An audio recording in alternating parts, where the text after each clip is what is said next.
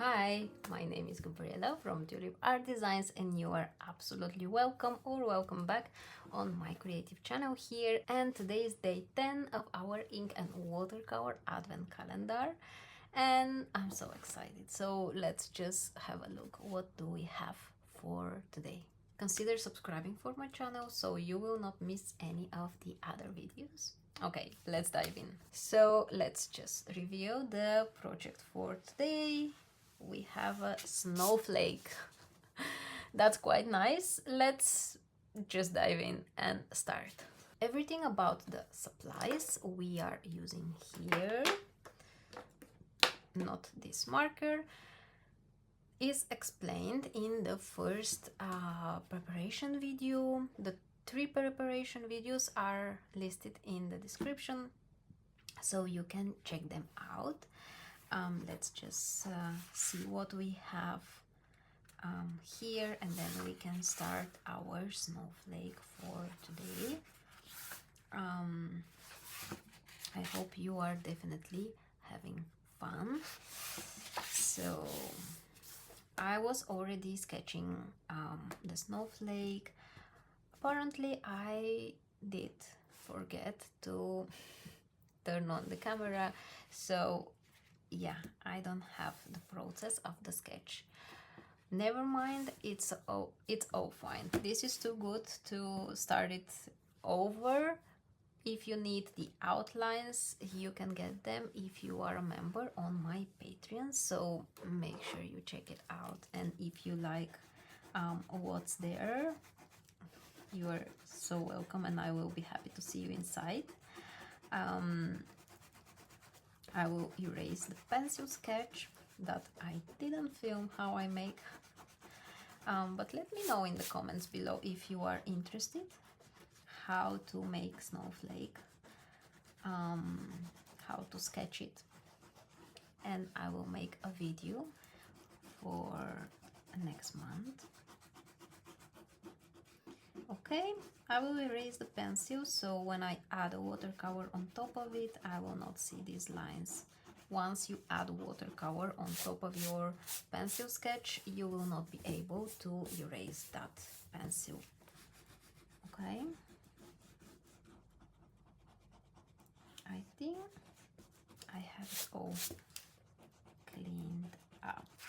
Okay, all right.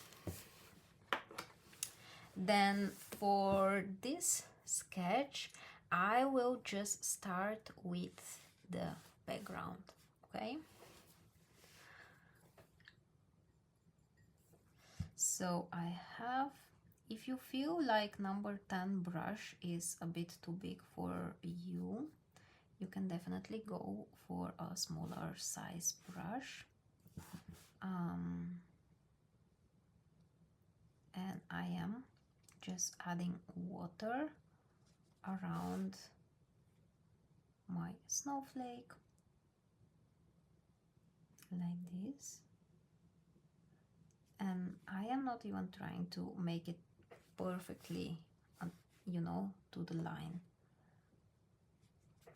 If I see that it gets dry, I grab water and just add it like this. So I want to keep this wet, so when I start adding my pigment, it will bleed around. I love this technique, and I'm mainly using it for all my illustrations, also in the Patreon classes, just because it allows me to enjoy the process more and to not focus too much on the shadows, the shape, and really it just makes me experiment and try to see what will happen if I mix the colors just on the page, and if I let them bleed and create their own magic here. And this is what really makes this whole activity so relaxing somehow, just because I am painting basically with water and I am letting the paint does its job.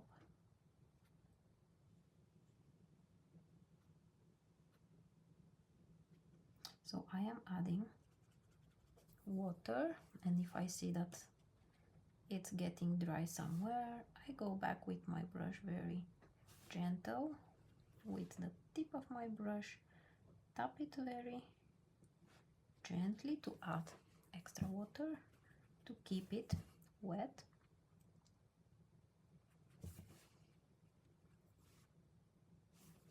Okay.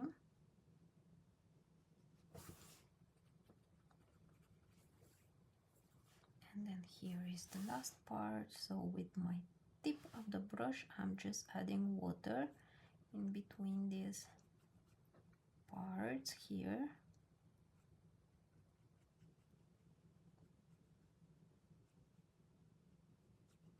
Like this. All right. I will take a bit more water to make sure that it's wet everywhere around my snowflake. Okay, also here.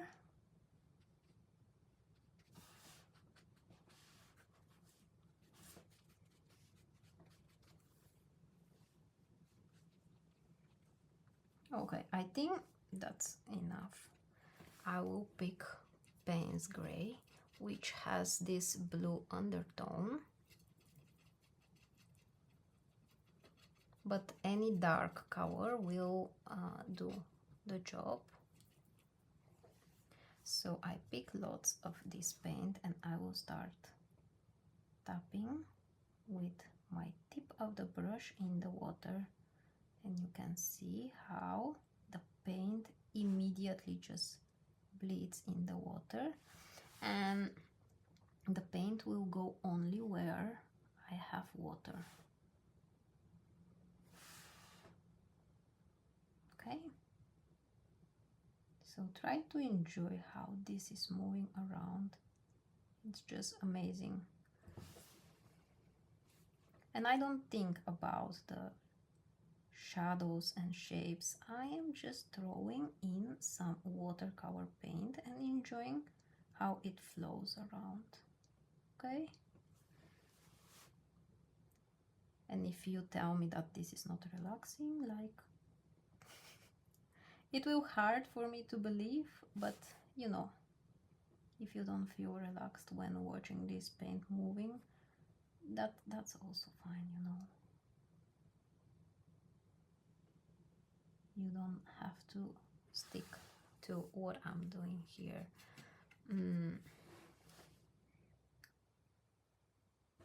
Okay.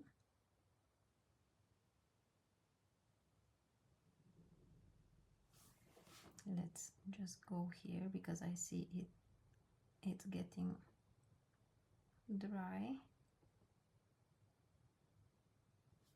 And I am not pushing with my brush. I am not putting hard pressure, but very gently with the tip of my brush I am tapping in the edges and letting it bleed. And that's all. If you want to make it darker, you can go a second time, pick more paint and go again inside. Okay, and that's all about it.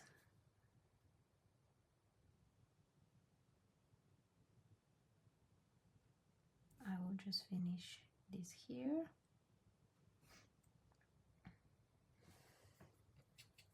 Okay, I will pick a bit more paint.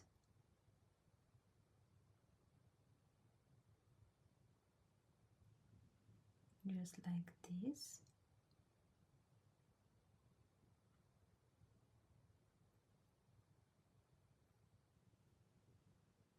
Okay. And if you want, you can of course just add more paint now here on the sides. And you can have some hard edges in case you have more water here on the edge, and then one part starts to dry and the other one is still wet. This is how you get these hard edges, just because here we had more water and here it's already dry. I am not bothering about this. I am really letting it be as it is. I am adding a bit more dark paint, something like this. And it's not that I really know what will happen, but it's more about, okay, let's see what will happen if I add more paint here. So I am not really thinking about the end result. I am more thinking about the process now. All right. Okay, that's it. I will take a bit of paint to write day 10.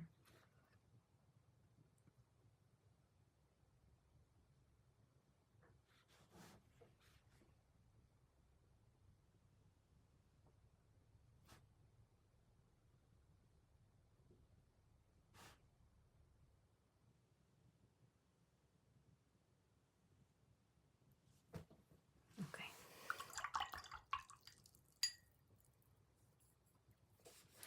So I think that's about it. That's how you can sketch white subjects when adding a dark background. So that was it for today. I hope you liked it, I hope you enjoyed it, and I hope you definitely learned something today. Consider checking all the other platforms where I'm sharing tons of content to keep your creativity going, and check out my Patreon where I share tracing pages and outlines of everything you see here, so it will help you start up quite easily. And I will see you tomorrow for day 11. And one more reminder, you can definitely subscribe for my channel to help me grow here and to not miss any of the new videos. Okay, see you tomorrow and enjoy your day. Bye!